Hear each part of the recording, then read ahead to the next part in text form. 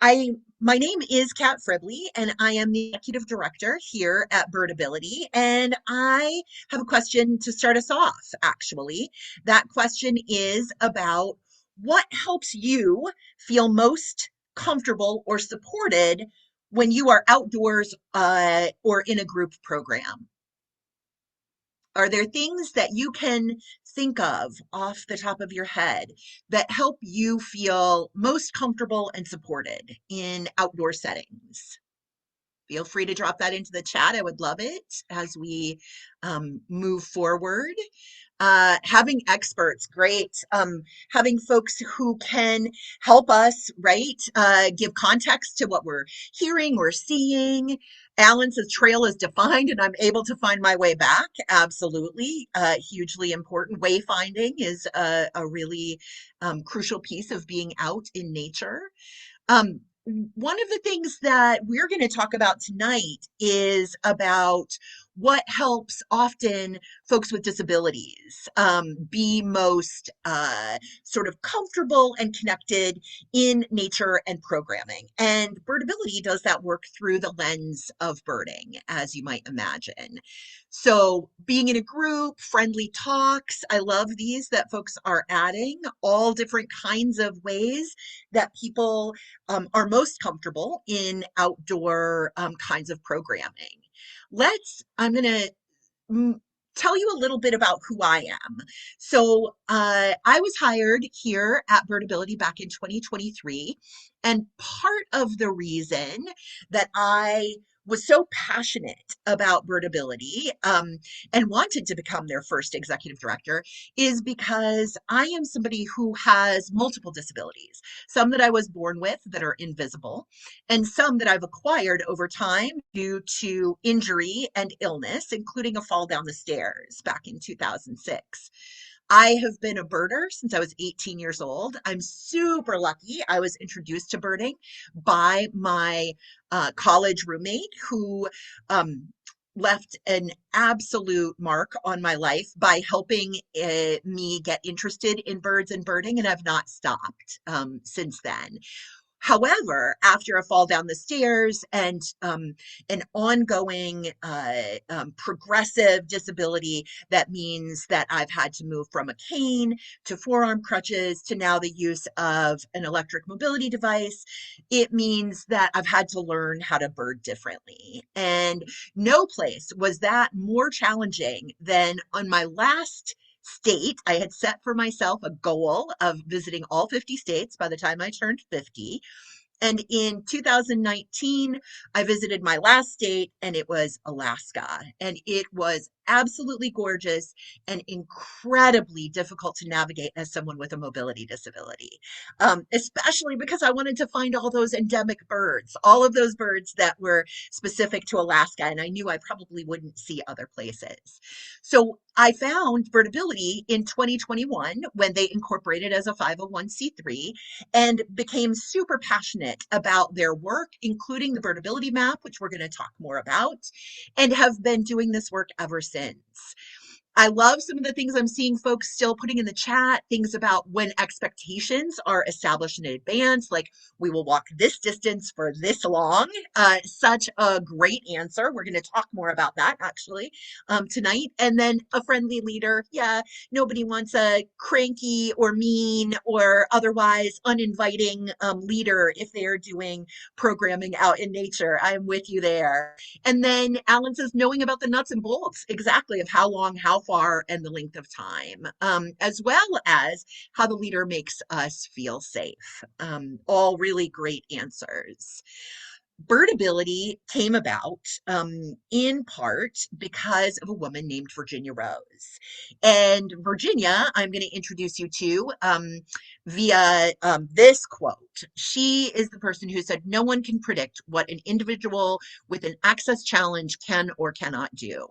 And Virginia knows firsthand. Virginia was thrown from a horse when she was 14 years old and has been using a manual wheelchair ever since then. And it wasn't until she was in her mid 40s that she discovered birding and the absolute joy of nature and being outside. And one of the things that happened was that Virginia, who's in Austin, Texas, uh, started looking around and realizing that she didn't see a lot of other people with visible disabilities out on the trail. Not only did she not see a lot of folks with disabilities out on the trail, she found many sites that were very inaccessible to her because of the use of her wheelchair. And so she started keeping a list of the parks in Austin and the surrounding environment where she could go, both have really great birding and also that were accessible for her in her wheelchair. And really, it was with that that Birdability and the Birdability map, sort of the seed got planted, if you will.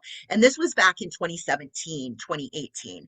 This is Virginia on the right, and that is her sister. They are out birding, and they have just seen, oh goodness, now I'm going to forget. She told me, oh, a berryline hummingbird. That's why they are so overjoyed. They've just seen a berryline hummingbird in Arizona, and they're both doing the yay dance for that beautiful, beautiful bird. So Virginia then uh, was invited to speak at a National Audubon conference in, I think it was 2018 or 2019. And when she was there, she did something she does really well, which was she dreamed out loud. And she said, I wish that there was a way that we had a map for the whole country so that I knew everywhere I could go in the United States that was really great birding and knew if it was accessible for me with my specific access needs around my disability. And she ended the talk, and immediately afterwards, someone from National Audubon approached her and said, well, Virginia, we can do that. Would you like to work with us? And the Birdability map was born. And out of the Birdability map, then Birdability itself was born. We became a 501c3 the next year. And our mission is to make sure that we are sharing the joys, right, of birding with people who have access challenges, and that we're making sure that birding locations and communities are accessible. And we do that in some really specific ways. Instead of having just a typical 1, 2, 3, we created what we think of as our wheelchair wheel of how we do this work that keeps us not only rolling along, but each one leads to the next revolution, right? And those are, of course, identifying and working on the physical accessibility of locations, birding locations. And we're going to talk a lot about that tonight. The second one is creating welcoming and inclusive birding communities. So making sure that once folks are interested that and they have space to be able to go bird, that there's a community of birders and bird outings that are ready to meet them there. And then the last one is introducing birding to people with disabilities. If you are someone who has never imagined yourself as an adventurer in nature or as a birder, it can be difficult to get out on the trails, to know how to engage with birding. And so part of what Birdability does is introduce people with disabilities to birding, sometimes by literally taking birding to them through the use of things like camera feeders at assisted living centers or informal bird programs at rehabilitation hospitals and those kinds of things. So each of those three work together to make sure that nature and birding are accessible much more broadly to folks with disabilities and other health concerns. I want to tell you that while we absolutely work with folks who have mobility-based disabilities, we actually work with folks of all different kinds of disability experiences. So we work with folks who are blind. As a matter of fact, we are coming up in May on our second Blind Birder Birdathon. That's a birdathon specifically for folks who are blind or low vision, who use birding by ear as their primary way of identifying and engaging with birds. And we were approached a few years ago by a trio of blind birders from around the country who said, We know there's got to be more of us out there. Will you help us find them? And could we do a birdathon? And so last year we had more than 200 people participate in a day-long birding by ear adventure, and they heard over 300 species of birds across the country, which is a really exciting number. We also work with folks who have intellectual or developmental disabilities, who have mental illness, who are neurodivergent, really anybody who is under this very broad spectrum of disability. And what do we mean when we say disability? What we mean is are all of those categories, right, that we talked about. But really what we mean when we say disability is anyone who has a challenge, an access challenge to being able to be in nature. And so for us, that absolutely includes all those disability categories that we just talked about. But it also means folks who have other kinds of chronic health concerns that may or may not rise to the level of disability, including folks who, for example, have chronic health concerns like connective tissue disorder, or, for example, who perhaps have diabetes or something else that in some ways it impacts their capacity for the day to day to be able to access nature. So anybody with any form of disability is who we work with and for. I want to give you some statistics about that. And you all probably know this. Many of us who are here tonight either have a disability ourselves, have someone in our families or close circles who have a disability, or are in community, of course, with folks with disabilities, likely all three, to be honest. We know that 1 in 4 Americans currently has a disability, whether they identify in that way or not, because there are lots of kinds of disabilities that people don't necessarily identify for themselves as disabilities, even if they present challenges in terms of access to nature and the outdoors. 36 million of us have some form of a mobility-based disability. That could be things like living with paralysis, it could be spinal cord injury, it can be osteoarthritis. There are so many different kinds of things that are counted as a mobility-based disability. 19 million are deaf or hard of hearing. 16 million are blind or have low vision, and about 15 to 20% of the world's population identifies as having some form of neurodivergence or neurodiversity. When we think about why access matters for all of those groups, it is pretty clear that the research is starting to tell us the ways that being in nature is beneficial, right? How many of you are already very clear about the ways that being in nature is beneficial for your mental or physical health? The research is starting to catch up with what some of us have known for a really long time. So being in nature provides a whole range of benefits, and it enhances a sense of people's belonging. But sometimes the people who maybe need this the most of all, the disability community, end up excluded from the outdoors because of some of the barriers that we're going to talk about. So who benefits? I want us to talk a little bit about who benefits from accessible trails and recreation areas. Um, who can you imagine benefits from trails and recreation areas when they are more accessible?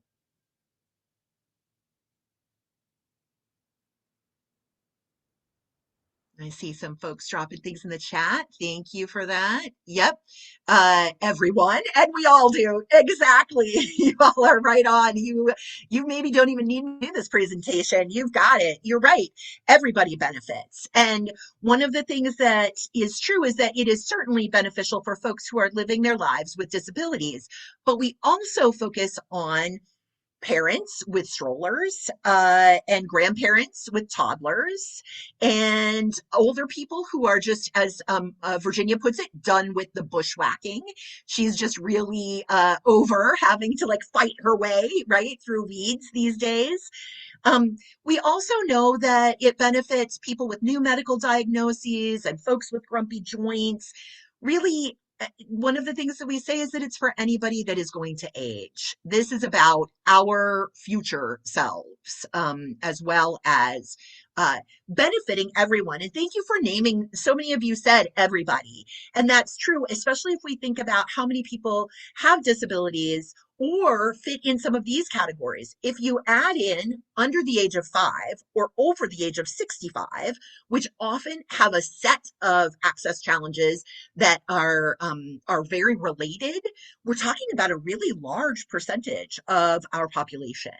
So we know that accessible and inclusive is really important. There are things like the ADA, the Americans with Disabilities Act, and the ABA, which actually predates the Americans with Disabilities Act, and that's the Architectural Barriers Act, which was the initial work of trying to create public spaces that were accessible to people with disabilities.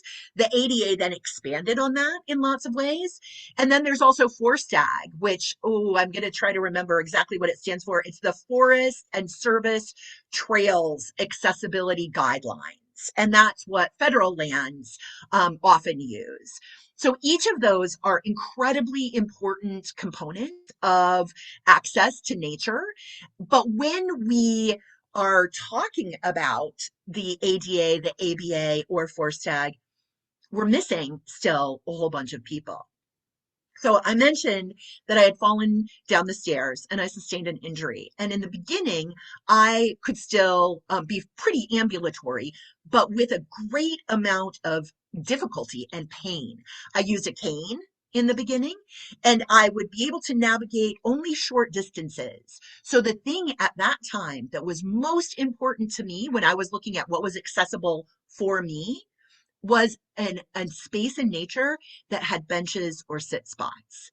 I could walk, I could get from one place to another, but I needed there to be frequent resting places so that I could regain my energy and have my leg stop hurting for a little while, which then allowed me to keep going and exploring and seeing what was next and hearing what bird was next. And so because of that, one of the things that we often talk about is the fact that when we're thinking about accessibility, often those kinds of requirements and guidelines are just the floor because they don't actually provide often the kinds of things that many people with disabilities need. Even folks who are using full-time manual or power wheelchairs to get around say only about 15% of them say that they're fully satisfied with what the ADA or the ABA provides. So at Birdability, we are like, yes, the ABA and the ADA are hugely important, as is FORSTAG, and we want to make sure that there's even more. We would like to move from access to inclusion wherever possible. I want to talk a little bit more about why it's important. When recently there was some research that was done and a study that came out of Virginia Tech that found by these researchers, Emily Sincular and Ashley Dare, found that actually even more than 1 in 4, which is the number of folks with disabilities, that it was actually 1 in 3 birders who said that they had accessibility challenges. Can anybody guess part of why that might be? Why is the number even higher, do you think, for birders than maybe for the general public?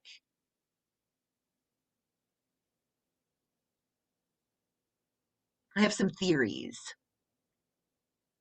One of my theories, unless somebody wants to share theirs, one of my theories is that birding is actually one of the things that you can do almost anywhere, which makes it a really easily translatable pastime, hobby, mental and physical health and wellness tool.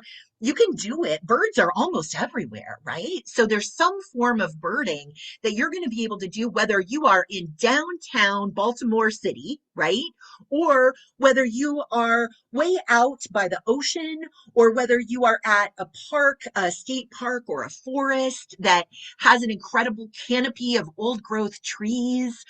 It's also, Alan, you're right, something that can be appreciated via multiple different kinds of sensory channels. So if, for example, you are blind, you can still listen to and enjoy birds via hearing, and vice versa. If you are deaf, you can still look and really appreciate birds with your eyes or binoculars or other optics.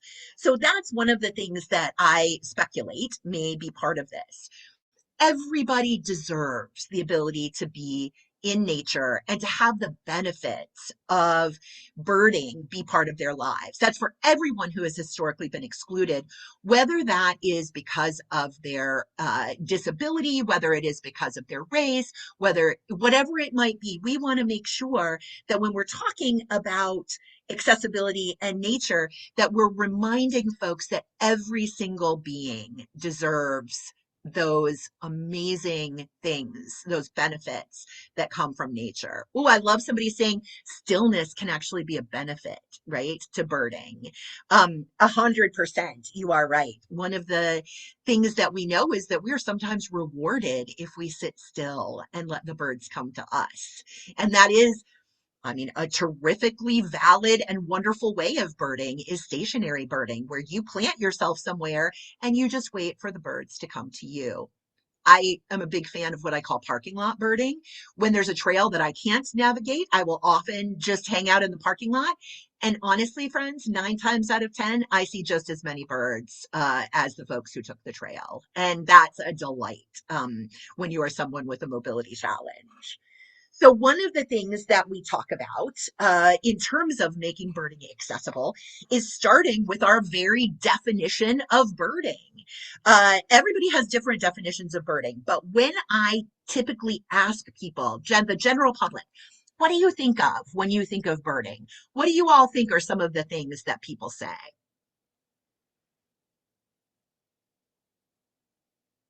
Anything that folks think of right off the top of the bat or right off the bat? Identification, exactly. Life lists, for sure. Equipment, sometimes very expensive equipment, right? People who have scopes or fancy binoculars or any number of those kinds of things absolutely are sometimes the first place that folks go. Somebody dripping in scopes, dripping in binoculars, who are looking to identify rare birds and trying to get to from place to place to check things right off their list, right? An absolutely valid way of birding. I 100% want folks to bird in the way that works for them. And if that is the way it works for you, I love that for you. And it's so much more than that, right? Jen just put in, many people just say bird watching without realizing how much more there is to it. Absolutely. There are a number of birds you may never see, and the diagnostic identification might come only from hearing them, right? I sometimes call those our skulkers.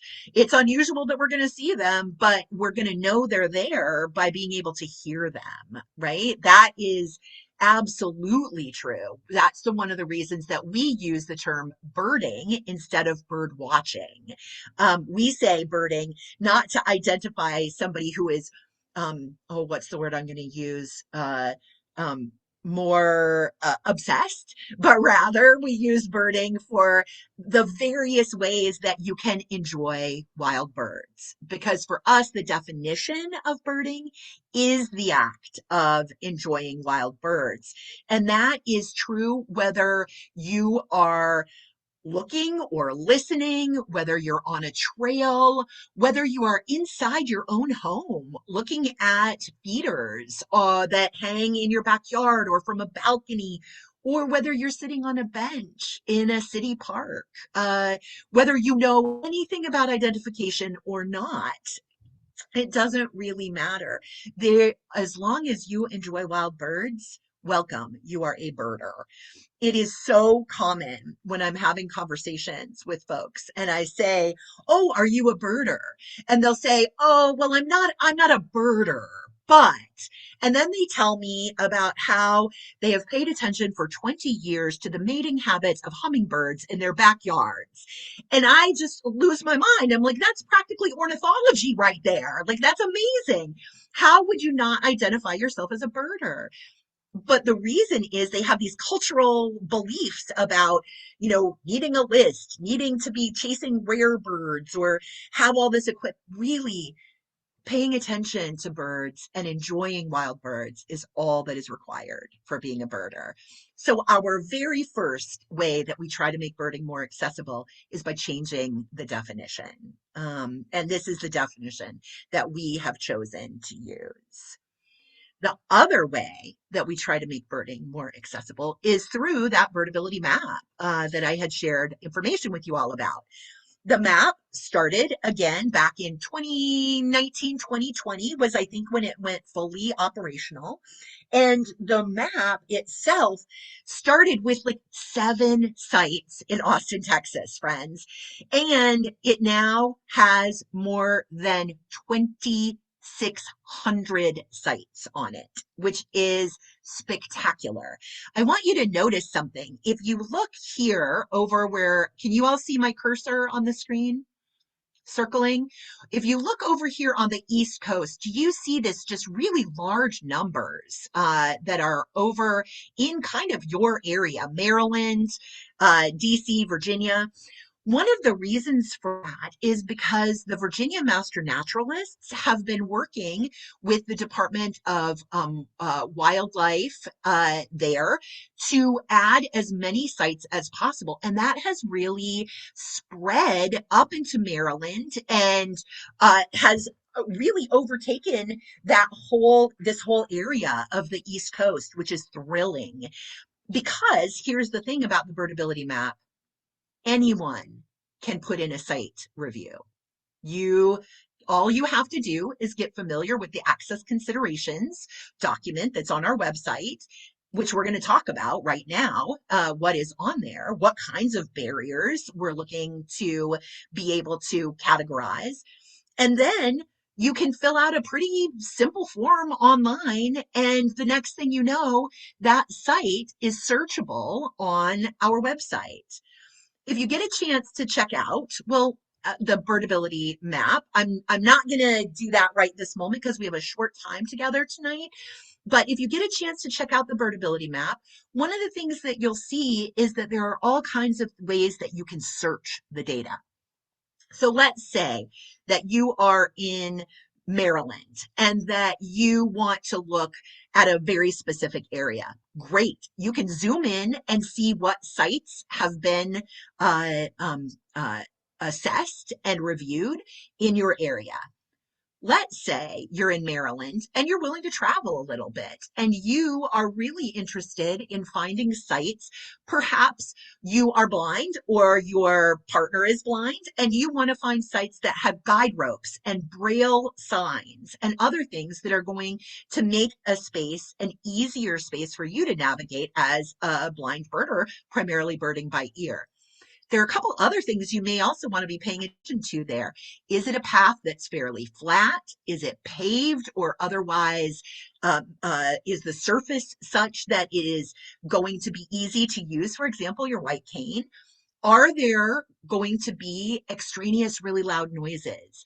All of those are the kinds of questions that we ask on the site review.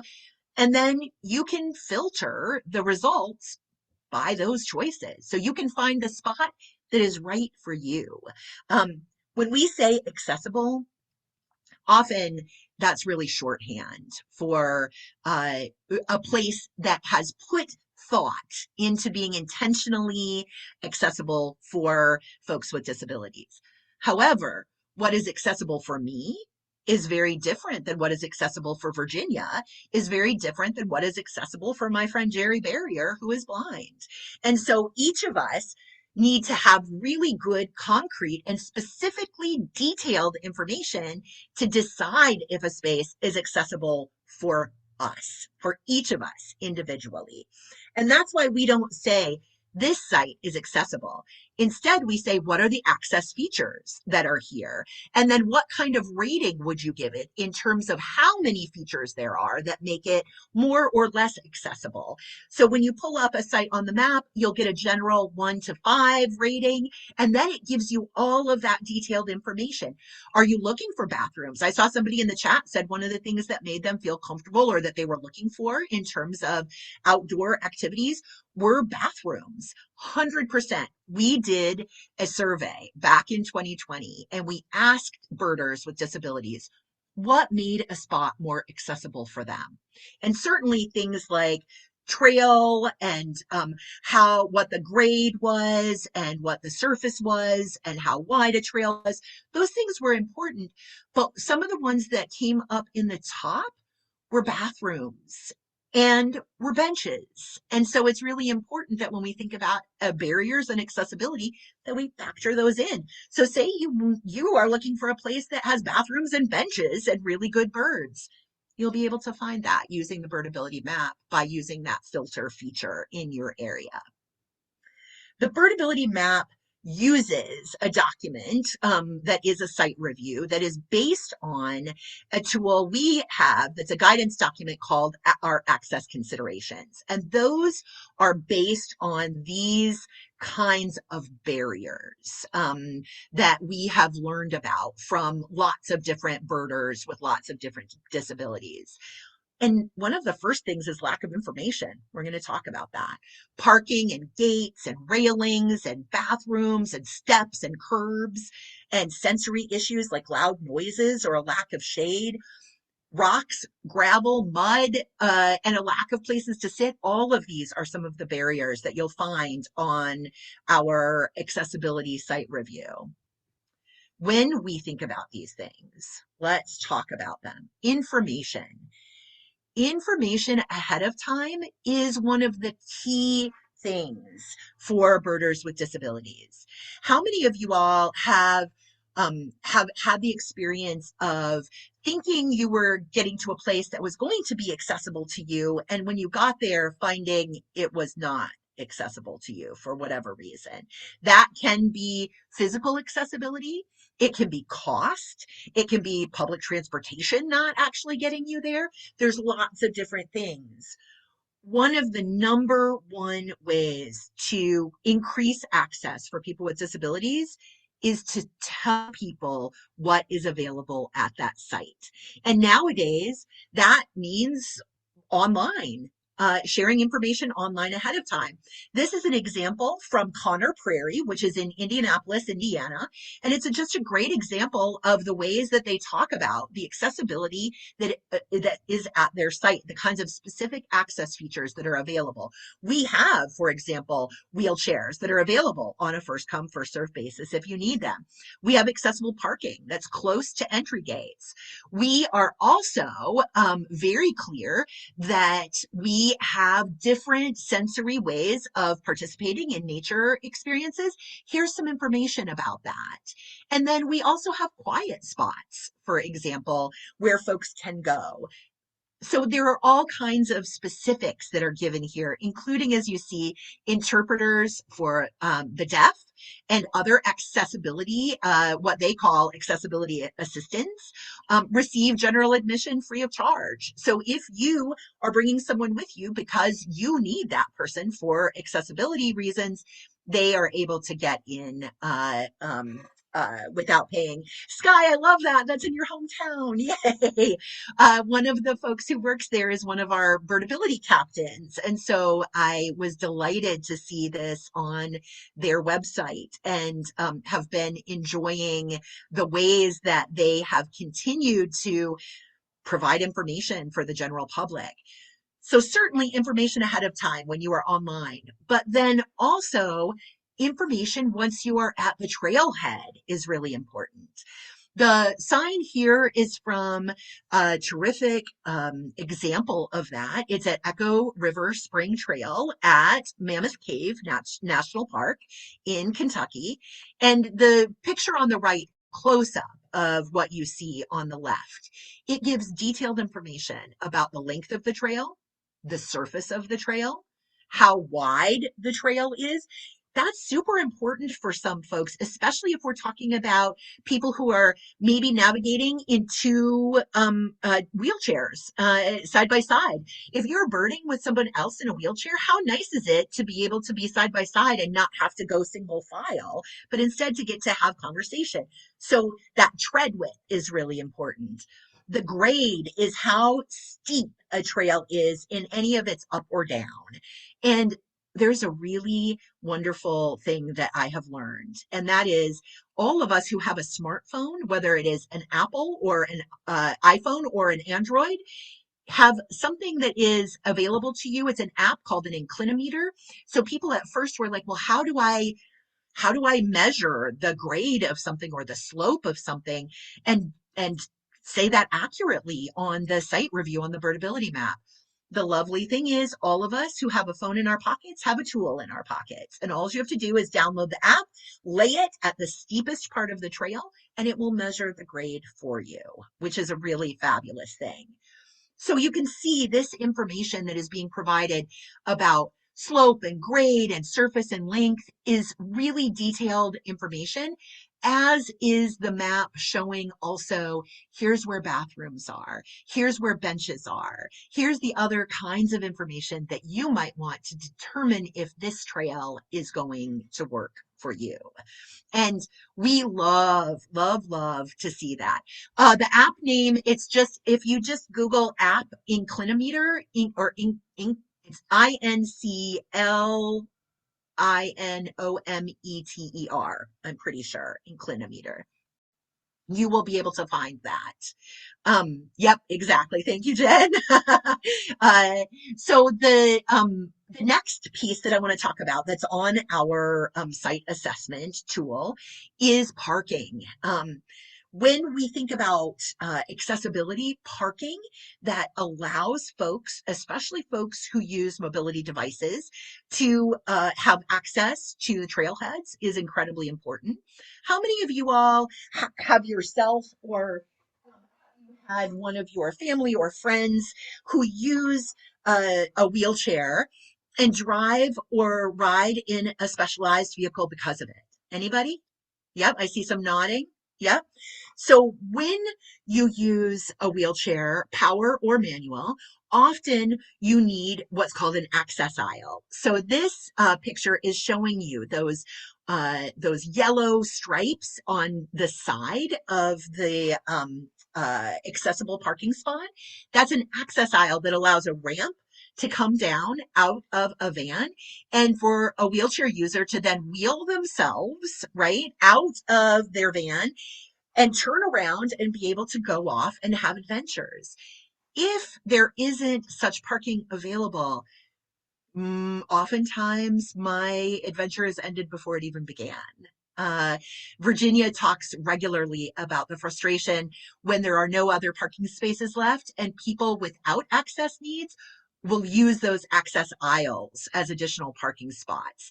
This is a really good reminder of why that is something that we ask you to never do, because it literally blocks somebody who needs to use that accessible spot from being able to use it. So spread the word far and wide. Protect access aisles means protecting the ability of folks who use wheelchairs and other mobility devices to be able to get to the very nature spots that they're trying to adventure within. And then we're going to talk about sit spots for a minute.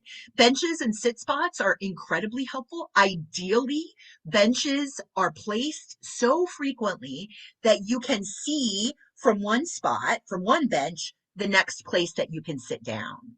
That gives you a good idea of how much effort you are going to need to expend to get from one sit spot to another. When we're talking about benches, not all benches are created equal.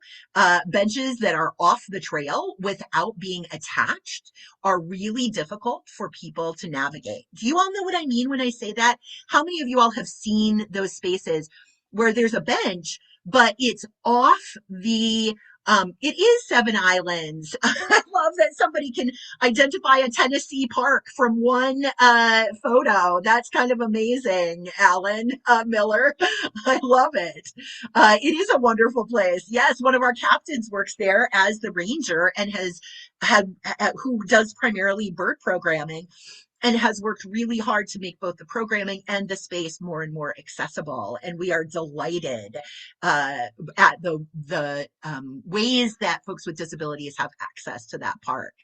So what you will not find at Seven Islands is what I'm about to describe, which is there's a beautiful trail, easy for someone to roll along, and then the bench is 4 feet off across grassy terrain.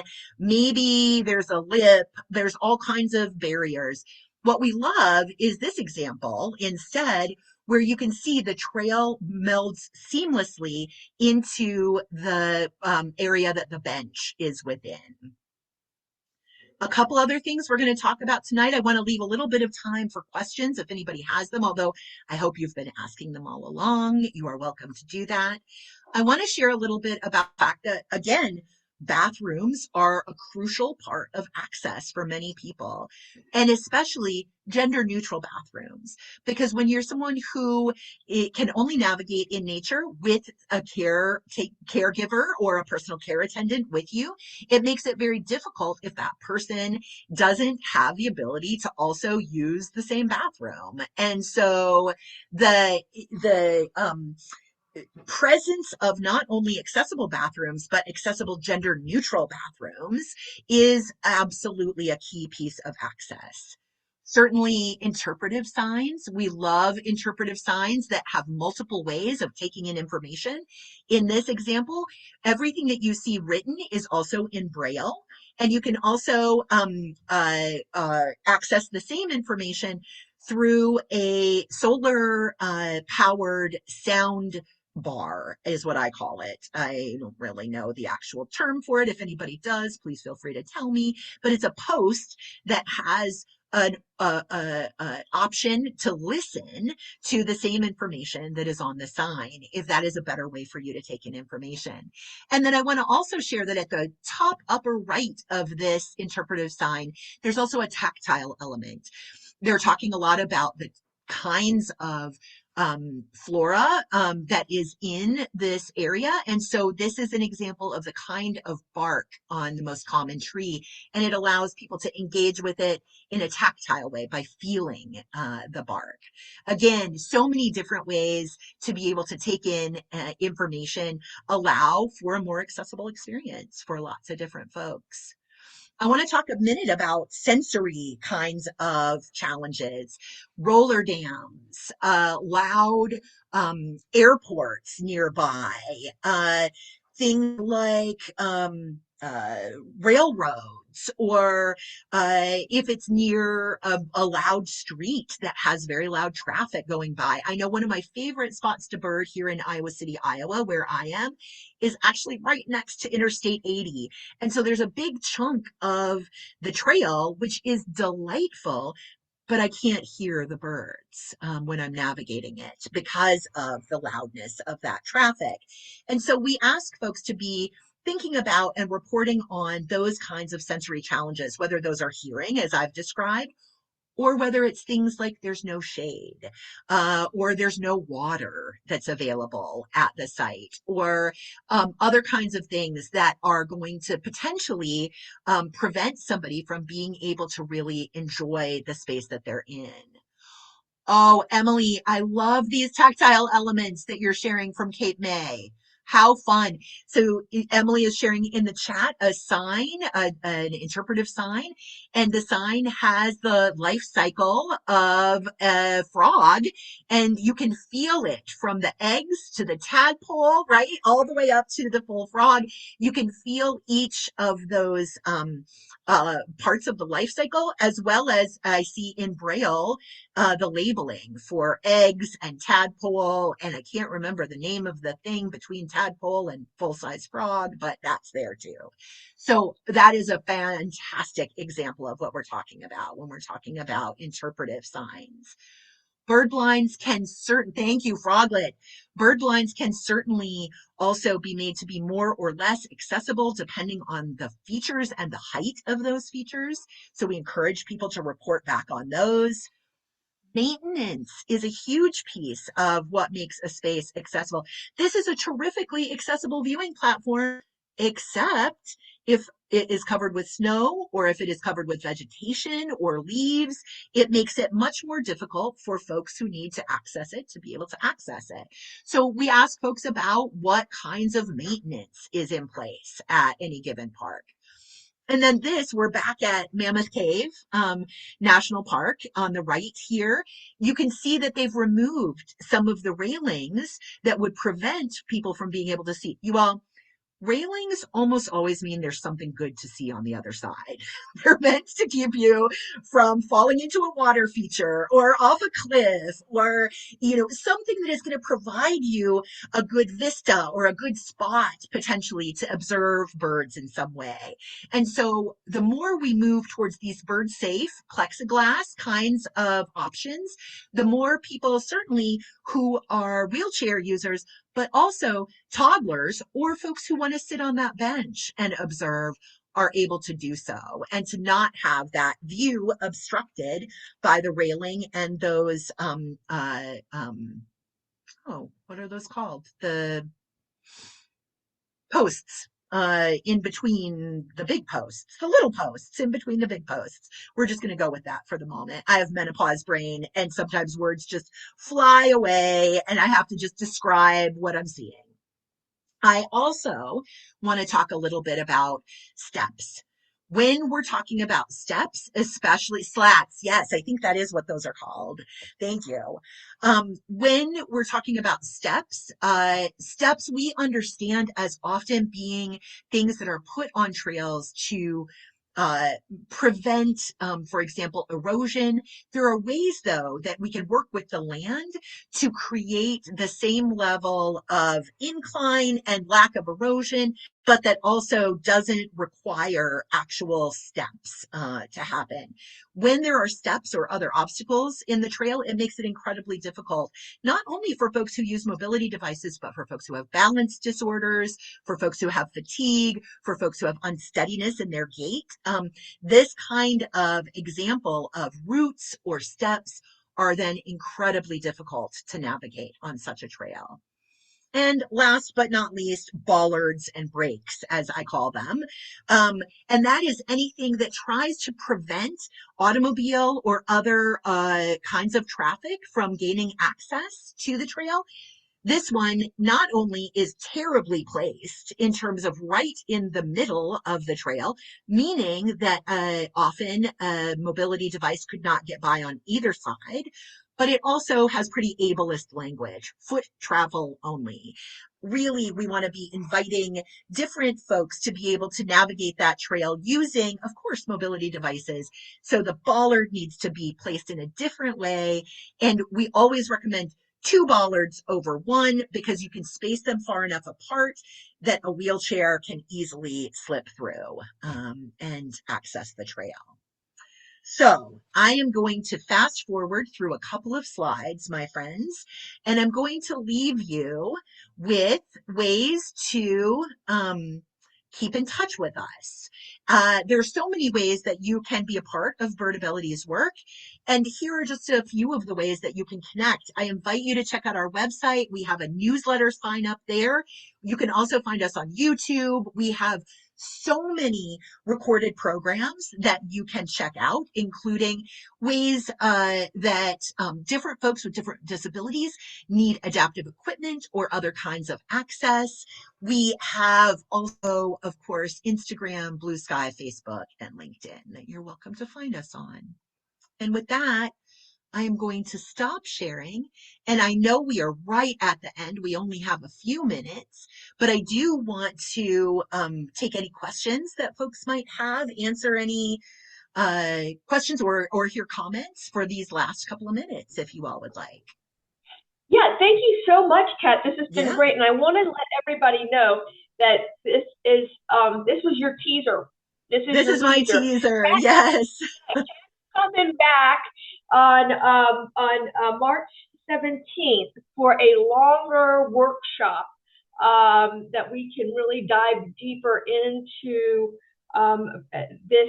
these wonderful accesses. And do you want to tell them how that's going to be a little bit different than today? Absolutely. So on that at that workshop, one of the things that we're going to do is first of all, we're going to work through a number of case studies to determine how to make programming and spaces most accessible. We're going to talk about things like inclusive language use and how to create welcoming environments in programming as well as in physical spaces, when we're going to really take the opportunity to think deeply about how each of us can be a change maker and go out and create access for people with disabilities and other health concerns, as well as anyone who's historically been excluded from nature.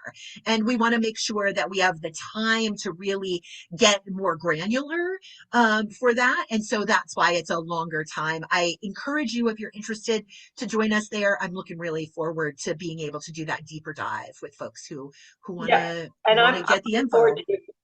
Yeah. Shireen, And I, you have your hand up. Shireen, go ahead.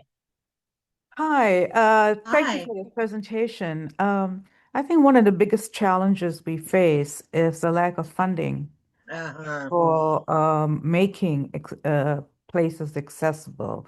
I see so much potential in parks that yes. I go to. What is the Yes. climate like out there right now for funding, grants? Yeah. Yeah. It's really interesting because it depends very much on the city and state that you're in terms of local and state level funding. And it really also depends federally. It depends a lot on the types of accessibility modifications you're trying to make. We're really lucky that there are a number of infrastructure based grants that are still out there for things like rails to trails, for example, and other kinds of multi-use trails, for them to make more accessible kinds of infrastructure available to folks. Outside of that, it is hard right now. We are really lucky. A big part of the work that we do is with park officials, land managers, folks who are doing that work of identifying first what is needed in terms of access, and then working to find funding to, put that in place.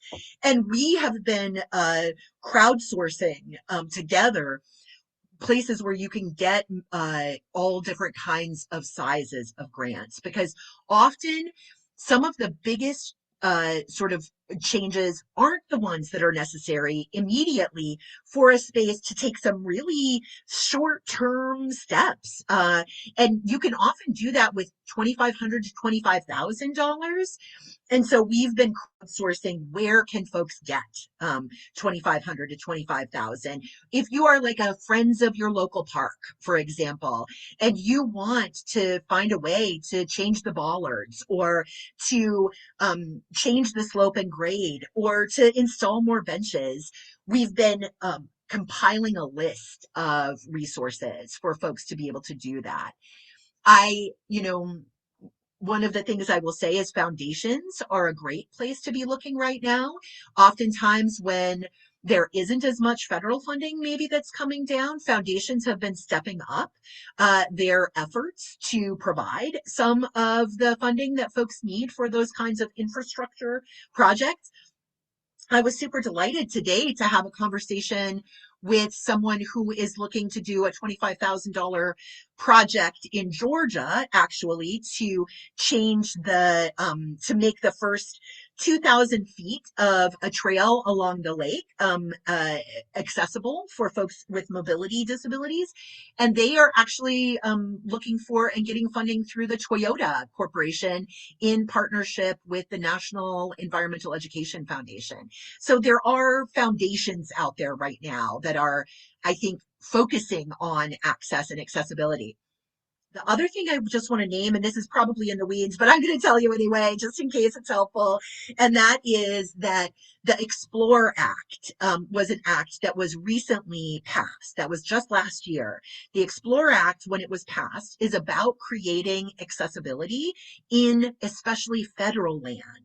And so we've been working hard with our partners in national parks, U.S. Fish and Wildlife Service, wildlife refuges, and other kinds of places to make sure that they're aware of some of the resources that may be available through the Explore Act as well. So I just wanted to name that in case that's of interest to folks.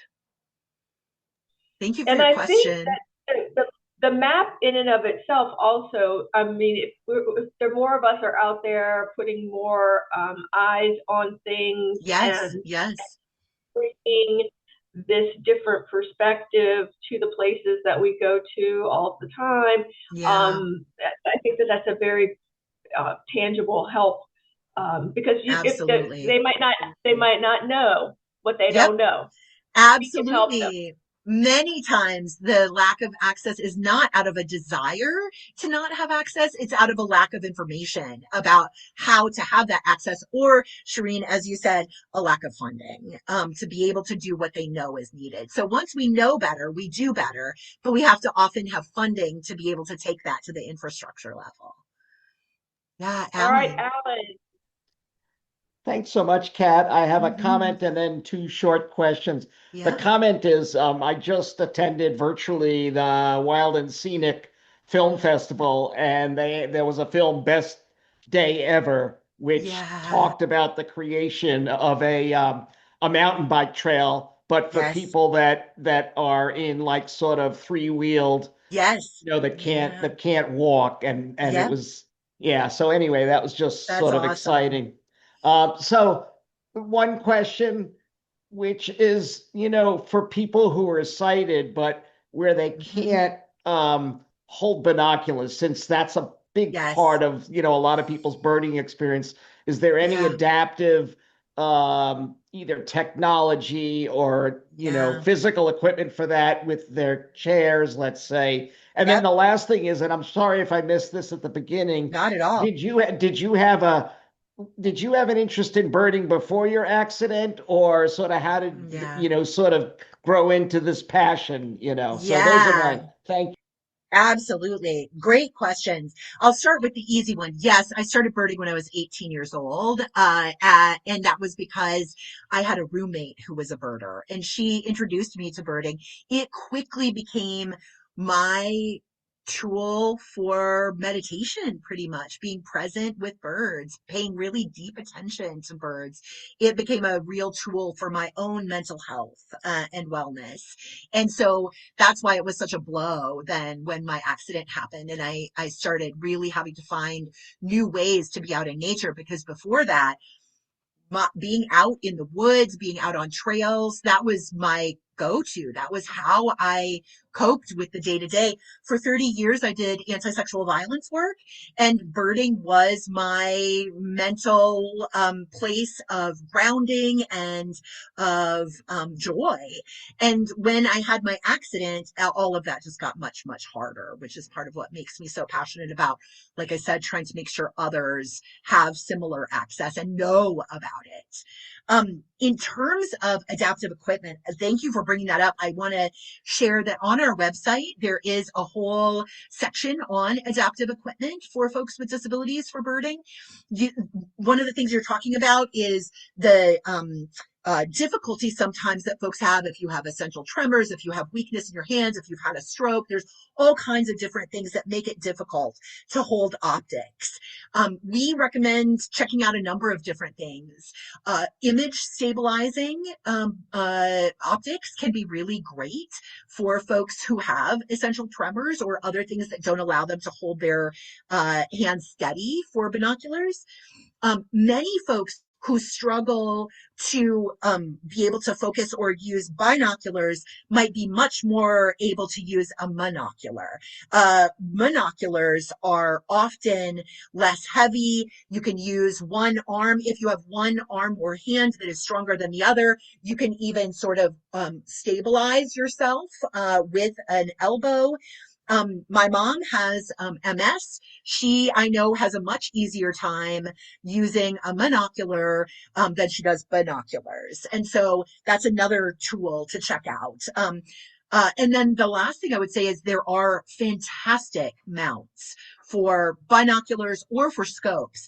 And that is sometimes for folks who are wheelchair users, you can have a chair mount that connects right on to your wheelchair or to your assistive device. I have never seen such ingenuity as I have seen when folks come to adaptive equipment places on their own. I recently was at the biggest week in American birding 2 years ago in Ohio. And at that festival, I saw someone who had adapted a golf when you have the thing that pulls your golf clubs behind you, it's like he had adapted that into a mount for his binoculars and he just pushed that in front of him. So it was a legged, wheeled device that instead of holding golf cart or not golf carts, golf clubs, now held a scope mount or a binocular mount, depending on what he needed. Brilliant. I asked him if I could take a picture of it and share it. I did that. There are so many different tools. One of our captains, his name is Paul Miller. He is a retired engineer who has a website called the FSHD Birder. He suffers he has recently he suffers from muscular dystrophy, a form of muscular dystrophy that has been progressive. And so he started building his own mounts for wheelchairs and now does that for others as well and has lots of information on his website if that's something that folks are interested in. You can also find the link for that on our website. Thanks so much for your passion, advocacy, and for tonight. Yeah. Great. Thank you. Yeah. If there is an access challenge, somebody has figured out how to adapt to it. That's one of the things that I just really love about this birdability community. Folks are so creative in how they continue to bird, in where they bird.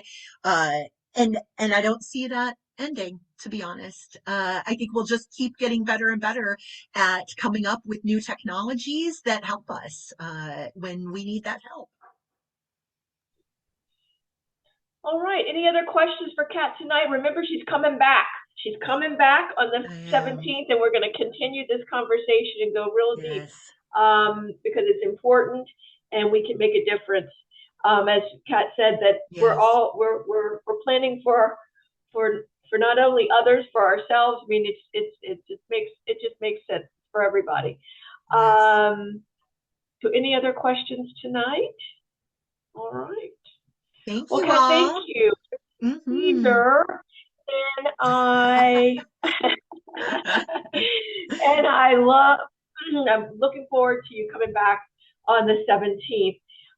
Remember, next week, we're still in the birds. We're going to learn about the evolution of the bird brain and how that allowed them to fly. So that should be really interesting for that. And I hope to see you all then. In the meantime, stay well, stay curious. Stay outside. Here are those links one more time. Buy a raffle ticket, donate to the exhibit fund, and stay curious, everybody.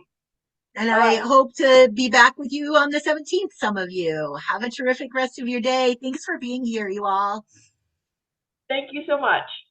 Bye.